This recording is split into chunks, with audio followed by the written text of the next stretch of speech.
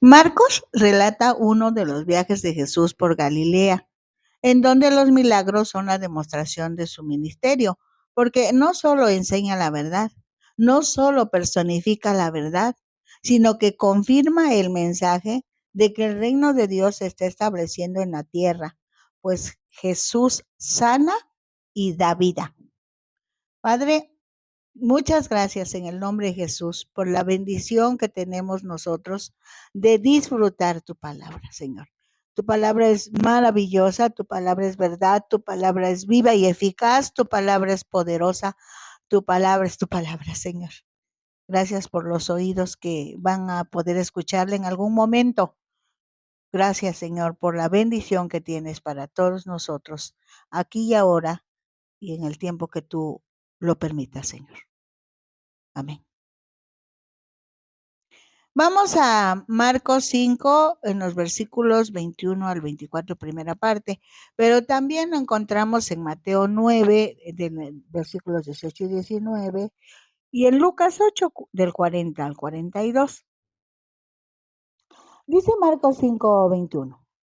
Pasando otra vez Jesús en una barca a la otra orilla, se reunió alrededor de él una multitud y él estaba junto al mar. Revisando la secuencia en esta parte del Evangelio, Jesús estaba en Gadara y regresó a Capernaum.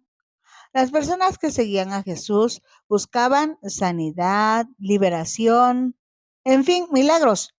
Jesús se detenía para enseñar, sanar y proveer de las necesidades de la multitud que lo acompañaba. De esa gran multitud, muchos estaban enfermos, entre ellos ciegos, cojos, paralíticos, leprosos, con dolencias. Otros eran ricos, pobres, fariseos, publicanos, pescadores, artesanos, pero todos estaban reunidos recibiendo la enseñanza y dirección de Jesús en esos precisos momentos. Para Jesús no importaba la edad, el nivel socioeconómico, el color de la piel, el idioma que hablaran. Todos fueron importantes para Jesús, pues Jesús amaba a todos.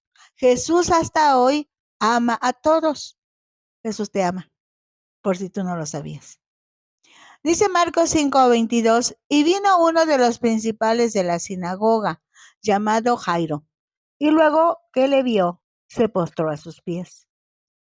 Un principal en la sinagoga era un laico cuyas tareas eran administrativas, como cuidar el edificio y supervisar la actividad de adoración. Aunque había excepciones, la mayoría de las sinagogas tenían un solo principal. En ocasiones no había actividades administrativas, solo era un título honorífico. Jairo era el principal de la sinagoga local. Como ya se dijo, eh, su supervisaba la adoración, estaba pendiente para que se llevara a cabo la escuela semanal y cuidaba el edificio para que estuviera en óptimas condiciones. Muchos principales de las sinagogas estaban relacionados con los fariseos, de ahí que presionaron para que no respaldaran a Jesús. Cuando Jairo se inclinó, se postró ante Jesús. Sí, fue un acto de aceptación, respeto y adoración.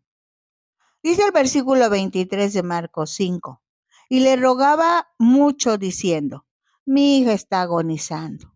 Ven y pon las manos sobre ella para que sea salva y vivirá.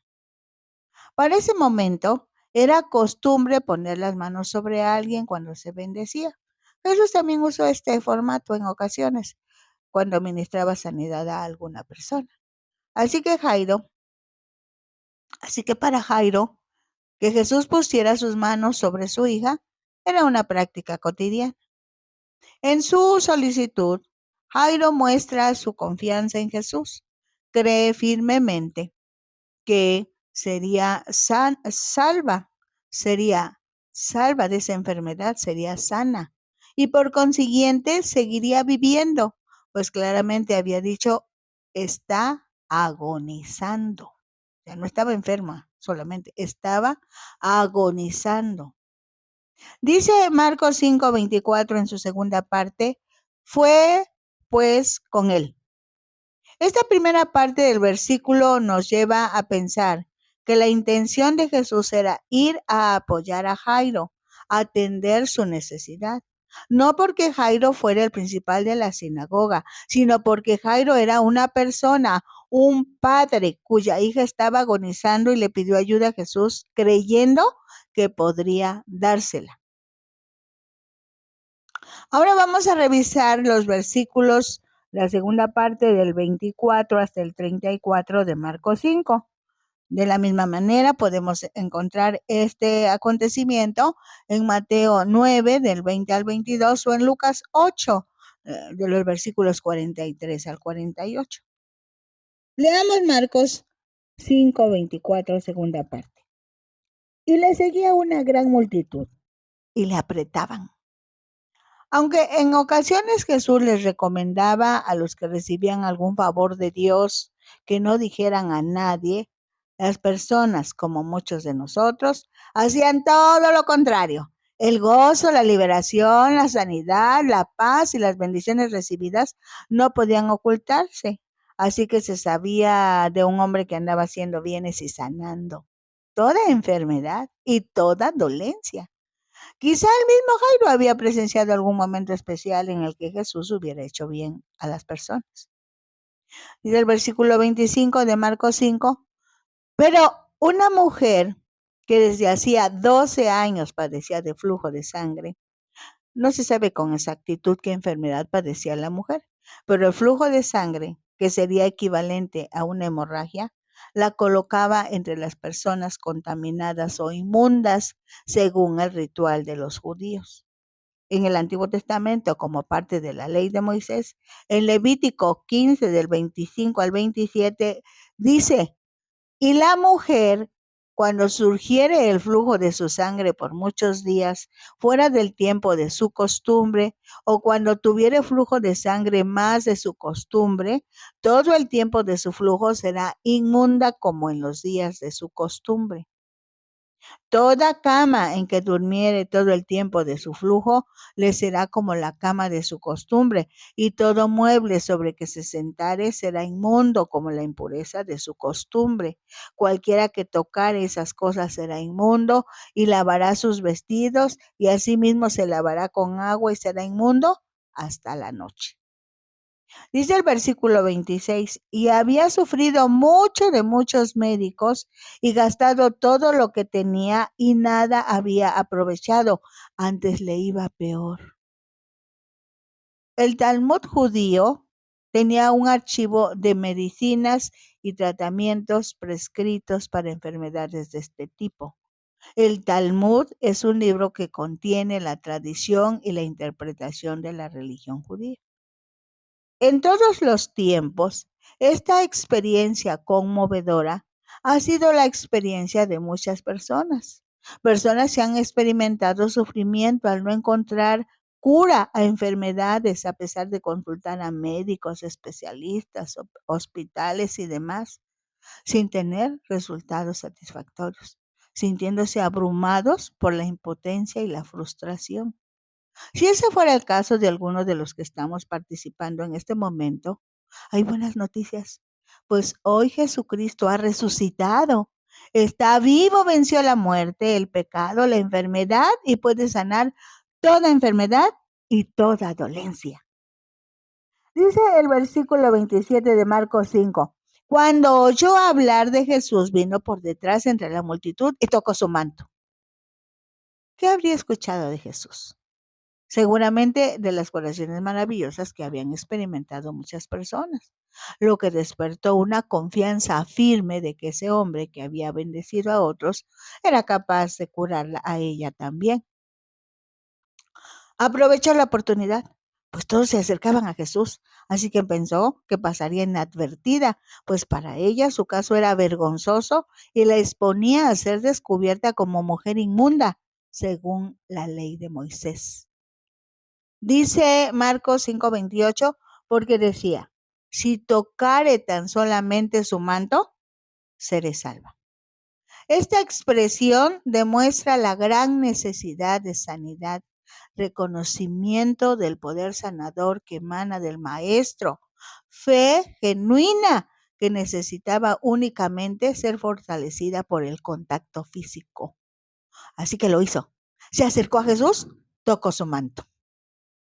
Dice el versículo 29 de Marcos 5, y enseguida la fuente de su sangre se secó y sintió en el cuerpo que estaba sana de aquel azote. En la carta de Santiago, capítulo 2, versículo 17 dice, así también la fe, si no tiene obras, es muerta en sí misma. Revisemos el escenario. Una mujer por 12 años ha padecido hemorragias vaginales constantemente. Ha gastado y se ha desgastado acudiendo a médicos, a medicamentos. Para ese momento se considera desahuciada por la ciencia e inmunda por la ley de Moisés. Oyó de Jesús y los milagros que hacía. Nació en ella la fe, porque la fe viene por el oír de la palabra de Dios. Así que se acercó y tocó a Jesús, pues ella misma había pensado, si tocare su manto, seré salva. Sí, seré salva de esta enfermedad, lo que equivale a seré sana. Marcos relata que su sanidad fue instantánea. Ella lo sintió. Imaginemos la emoción que sintió al darse cuenta de que había sido sanada después de tanto tiempo. En este versículo, la palabra azote es sinónimo de enfermedad que había lastimado, como el azote que los romanos usaban para castigar a los culpables de delitos, pues había lastimado no solo su cuerpo, su economía, sus relaciones con los demás, pues esa enfermedad le daba la categoría de inmunda, lo que no le permitía tener comunicación con las personas sanas. Dice Marcos 5:30, luego Jesús, conociendo en sí mismo el poder que había salido de él, volviéndose a la multitud, dijo, ¿quién ha tocado mis vestidos? Dios, por su misericordia, sanó a esa mujer mediante el poder que estaba en Jesús. Aunque Jesús estaba rodeado de personas, detectó la presencia de la mujer que había sido sanada. Esto demuestra el conocimiento y discernimiento que tenía Jesucristo, que tiene Jesucristo. Y hasta hoy dice en el Nuevo Testamento que lleguemos confiadamente al trono de la gracia para hallar oportuno socorro. Por otro lado, los que ya hemos disfrutado de estos favores de Jesús, aprendamos a prestar atención a las necesidades espirituales y emocionales, físicas de aquellos que nos rodean, presentándoles a Jesucristo como el que tiene cuidado de cada uno de los seres humanos y su poder no tiene límites. Aquí y ahora, Jesucristo es el gran sanador y libertador. Solo cree y será sano. Dice Marcos 5:31, sus discípulos le dijeron, ¿ves que la multitud te aprieta y dices, ¿quién me ha tocado? En otras palabras, la pregunta de los discípulos puede expresarse así, ¿de verdad quieres saber quién te ha tocado cuando mucha gente te está tocando? Los discípulos no podían entender por qué Jesús necesitaba saber quién lo había tocado en medio de una multitud. Dice el versículo 32 de Marcos 5, pero él miraba alrededor para ver quién había hecho esto. Muchas veces, durante el curso que les dio a los discípulos, no entendían los discípulos la conducta del maestro. Jesús tenía sus razones para identificar a la persona que había tocado su manto, en este caso una mujer catalogada por la ley como inmunda, porque estaba a punto de demostrar que Jesús es inclusivo. Sobre todo, vino a dignificar a las mujeres y a los niños, los que en ese tiempo no eran tomados en cuenta. Dice Marcos 5:33, entonces la mujer, temiendo y temblando, sabiendo lo que en ella había sido hecho, vino y se postró delante de él y le dijo toda la verdad. Esta mujer creía que Jesús podía sanarla, tenía fe, pero sabía que si lo tocaba, la ley de los judíos decía que Jesús también sería inmundo. No obstante, su necesidad provocó fe en ella, así que le tocó por fe y sanó. Dice Marcos 5:34, Y él le dijo: hija, tu fe te ha hecho salva. Ve en paz y queda sana de tu azote. Jesús puede decirse que felicitó públicamente a la mujer por su fe puesta en práctica. Al mismo tiempo, asegurarle que había sido sanada para siempre. Por eso la detuvo. No permitió que se fuera sin ser descubierta. En ocasiones, las situaciones difíciles, los problemas, las enfermedades, parece que alejan a las personas de la presencia de Dios. No obstante, en este relato sucede lo contrario, pues Jesús siempre ha estado, siempre está y siempre estará listo para ayudar, como dice la carta a los Hebreos. Lleguémonos confiadamente y tendremos socorro, ayuda oportuna, porque Dios Padre, Dios Hijo y Dios Espíritu Santo siempre cumplen sus promesas. Vamos ahora a Marcos capítulo 5 de los versículos 35 al 43 y también encontramos esto en Mateo 9 del 23 al 26 o en Lucas 8, 49 al 56. Dice Marcos 5:35. Mientras él aún hablaba, vinieron de casa del principal de la sinagoga diciendo: tu hija ha muerto. ¿Para qué molestas más al maestro? Para este momento las personas aceptaban que Jesús sanara enfermos, pero no que resucitara a los muertos.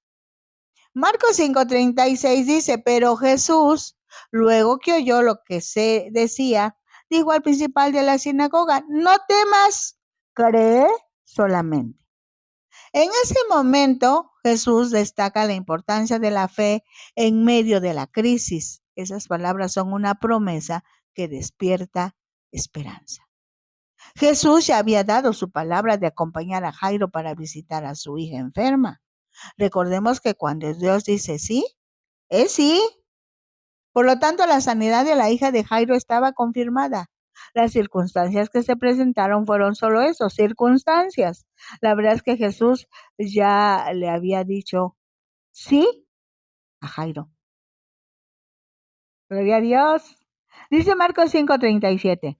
Y no permitió que le siguiese nadie, sino Pedro, Jacobo y Juan, hermano de Jacobo. Pedro, Jacobo y Juan forman el grupo íntimo del maestro, quienes tuvieron el privilegio de estar presentes en situaciones muy especiales. Dice Marcos 5:38, y vino a casa del principal de la sinagoga y vio el alboroto y a los que lloraban y lamentaban mucho. Era costumbre emplear a llorones profesionales para que pusieran la nota de dolor en los funerales. Se llamaban plañideras, si eran mujeres, aparte del llanto de la familia. Dice el versículo 39 de Marcos 5, y entrando les dijo: ¿por qué alborotáis y lloráis? La niña no está muerta, sino duerme. Jesús hablaba figurativamente de la muerte, indicando que se trata de una condición temporal. Sus palabras también se deben considerar como un reproche a la incredulidad y un aliento a los dolientes de antes y de ahora. Dice Marcos 5:40, y se burlaban de él, mas él, echando fuera a todos, tomó al padre y a la madre de la niña y a los que estaban con él, y entró donde estaba la niña. El padre de la niña buscó a Jesús. Jesús hizo un compromiso con Jairo, el papá.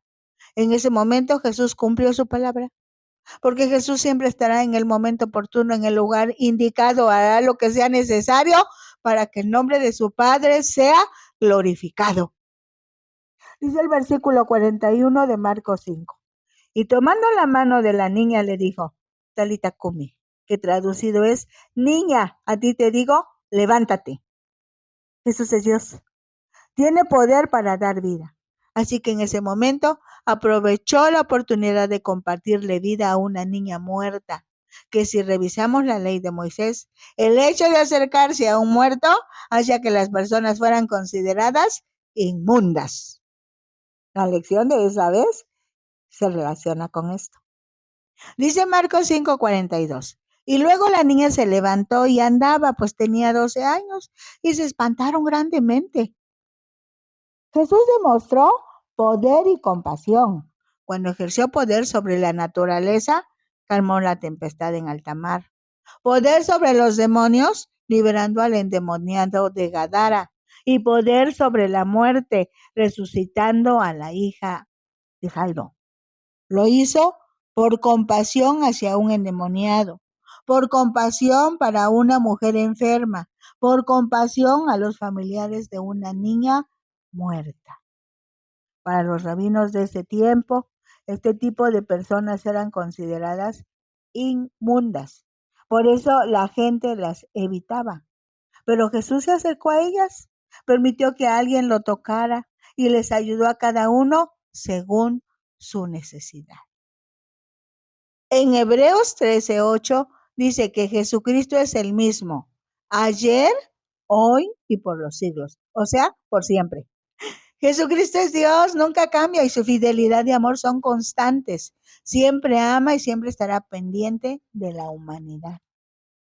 Dice Marcos 5:43, pero él les mandó mucho que nadie lo supiese y dijo que se le diese de comer. Jesús pidió que no se divulgara la noticia de esta sanidad, pues un enfrentamiento con las autoridades religiosas no era lo más recomendado. Jesús todavía tenía mucho por hacer. Además, no aceptaba que las personas lo siguieran solo por los milagros que llevaba a cabo. Vamos con Mateo 27 al 31. Dice el versículo 27. Pasando Jesús de allí, le siguieron dos ciegos, dando voces y diciendo, ten misericordia de nosotros, hijo de David. Esas personas reconocieron en ese hombre al Mesías, al ungido de Dios, pues hijo de David era el nombre que los judíos daban al Mesías prometido. Mateo 9:28 dice, y llegado a la casa, vinieron a él los ciegos, y Jesús les dijo, ¿creéis que puedo hacer esto? Ellos dijeron, sí, Señor. De una u otra manera, Jesús hace mención a la fe, o sea, la confianza de que puede hacer milagros y maravillas. El hecho de que hubieran caminado hasta llegar a la casa donde estaba Jesús demuestra su necesidad, pero también su fe. La Biblia no dice qué tan lejos estaba la casa. Si los dos estaban ciegos, ¿cómo consiguieron que los condujeran hasta donde estaba Jesús? ¿Qué tan difícil fue para ellos acercarse al Maestro? Pero todos esos posibles obstáculos fueron quitados por su necesidad, ciertamente, pero más por la confianza que Jesús les inspiró. Así que llegar a Jesús no siempre es fácil. Habrá que saltar varios obstáculos, pero lo que sí es seguro es que Jesús siempre nos ayudará. Dice Mateo 9:29. Entonces les tocó los ojos diciendo, conforme a vuestra fe os sea hecho. Jesús hace énfasis en el ejercicio de la fe, pues sin fe es imposible agradar a Dios. En esta oportunidad solo les tocó los ojos. En otras ocasiones utilizó otros métodos, pero todos los usados por Jesús son métodos efectivos. Dice Mateo 9:30, y los ojos de ellos fueron abiertos y Jesús les encargó rigurosamente diciendo, mirad que nadie lo sepa. Cuando Jesús les dice que nadie lo sepa, está tratando de adelantar los acontecimientos, pues cada vez había más personas buscándolo, porque sabían que él podía sanar, resucitar. Esta conducta podía ocasionar un alboroto en la ciudad, pero como ya sabemos, Dios tiene el control de todo. En Mateo 9:31 leemos, pero salidos ellos, divulgaron la fama de él por toda aquella tierra.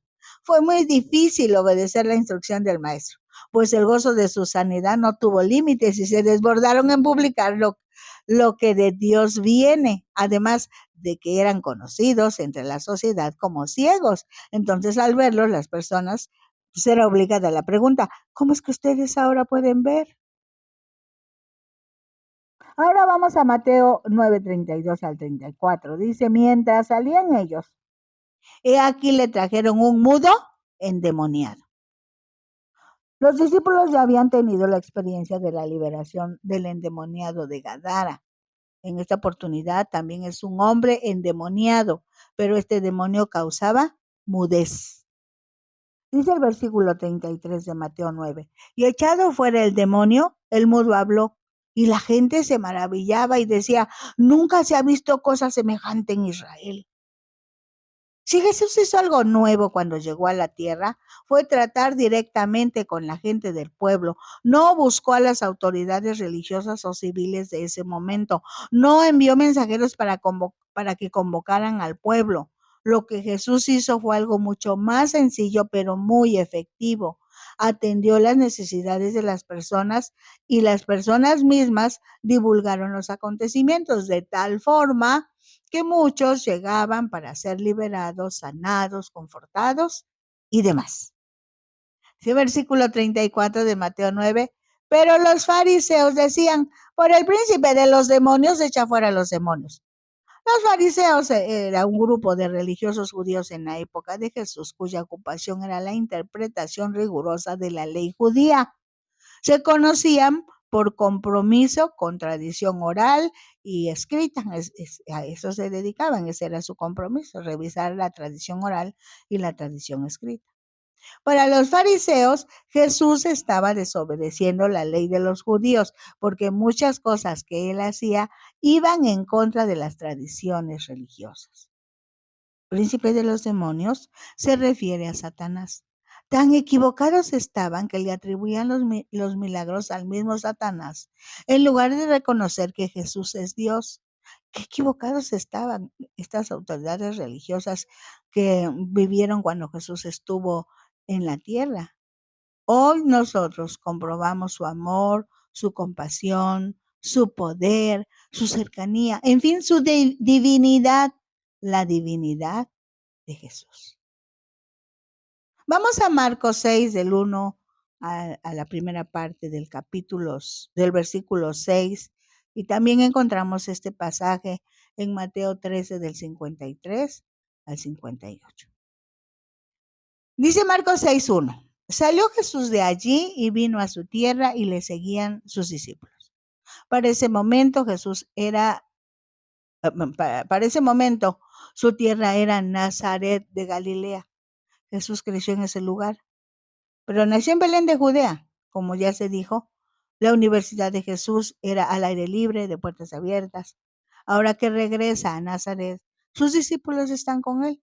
El curso no ha concluido. Dice Marcos 6:2, y llegado el día de reposo comenzó a enseñar en la sinagoga. Y muchos oyéndole se admiraban y decían, ¿de dónde tiene estas cosas? ¿Y qué sabiduría es esta que le es dada y estos milagros que por sus manos son hechos? La gente de Nazaret vio crecer a Jesús, lo que lo hacía familiar a ellos. Así que se resistían a aceptar que un hombre tan común, tan conocido para ellos, fuera capaz de haber desarrollado toda la preparación y sobre todo toda la autoridad para realizar los milagros y explicar las verdades del reino de Dios. Dice Marcos 6:3, ¿no es este el carpintero, hijo de María, hermano de Jacobo, de José, de Judas y de Simón? ¿No están también aquí con nosotros sus hermanas? Y se escandalizaban de él. En esos tiempos, la carpintería no era considerada importante, así que la gente se sorprendió que un carpintero enseñara con autoridad y realizara milagros. Cuando menciona a María como referencia filial, hace pensar que José, el que se creía había sido su padre, no era muy conocido o había fallecido. En este pasaje se encuentran los nombres de sus hermanos varones. Dice que Jesús era hermano de Jacobo. También a los que tenían por nombre Jacobo se les llamaba Santiago. Este hermano de Jesús, después de que Cristo resucitó, creyó en él, se integró a la iglesia y es el autor de la carta de Santiago. De José, otro nombre de uno de sus hermanos. De Judas, Judas, hermano de Jesús, que también creyó después de que Cristo resucitó, escribió la carta de Judas, que está en el Nuevo Testamento, y de Simón. Solo se mencionan a sus hermanas de manera general porque para este momento las mujeres y los niños no contaban. Cuando dice que se escandalizaban de él, dejan ver que no entendían quién era Jesús. Para ellos era el carpintero, un hombre común que no podía ser el Mesías esperado. Cuando lo rechazan como hijo de Dios, demuestran su falta de fe y por lo mismo, al no creer en los milagros de los que habían sido testigos. Desde que les enseñó las parábolas, hizo referencia a esta realidad cuando mencionó lo que había dicho unos 800 años antes el profeta Isaías, que está registrado en Isaías 6, del 9 al 10, y dijo: Anda y di a este pueblo, oíd bien y no entendáis. Ved por cierto, mas no comprendáis. Engruesa el corazón de este pueblo y agrava sus oídos y ciega sus ojos, para que no vea con sus ojos, ni oiga con sus oídos, ni su corazón entienda, ni se convierta y haya para él sanidad. Tremendo. Dice Marcos 6:4, mas Jesús les decía: no hay profeta sin honra sino en su propia tierra y entre sus parientes y en su casa. Eso solo deja por sentado la realidad que estaba viviendo en ese momento y que para algunos hijos de Dios hoy en día también es una realidad, pues a la familia cercana le parece muy difícil aceptar que Dios use la vida de su tío, de su hermano, de su padre, de su abuelo, de su pariente, sobre todo cuando a sus propios ojos no son personas dignas de aceptación. Pero a Jesús también le sucedió. No nos angustiemos por eso. Dice Marcos 6:5, y no pudo hacer allí ningún milagro, salvo que sanó a unos pocos enfermos poniendo sobre ellos las manos. Es increíble que Dios Todopoderoso no pudo hacer ningún milagro. Y la redacción dice, salvo que sanó a unos pocos enfermos. Esto a causa de la incredulidad de ellos. Marcos 6:6 dice, y estaba asombrado de la incredulidad de ellos, y recorría las aldeas de alrededor enseñando. Este pasaje es tremendo. Después de sanidades, después de resucitar, después de tantas bendiciones, tantos bienes para la sociedad, cuando Jesús llega a su casa, a su lugar donde creció, prácticamente rechazado. Y no pudo hacer nada por la incredulidad de ellos. Hoy nosotros tenemos la oportunidad de creer, y al que cree, todo le es posible. Creamos y disfrutemos de los milagros del Señor, porque Jesús sana y da vida. Bendiciones. Recuerden, pueden ustedes encontrar estos materiales en YouTube en nombre de Rosadel Hernández Ojeda o en Facebook en la página Disfrutando la Palabra. Pero también pueden sintonizar en Ventana Virtual Radio Cristiana. También tienen su televisora y divulgar, compartan. Es la palabra, para eso es, para que corra como río y pueda llegar a muchos lugares, a muchas personas, a muchos corazones que podrán ser bendecidos porque Dios es bueno. Bendiciones.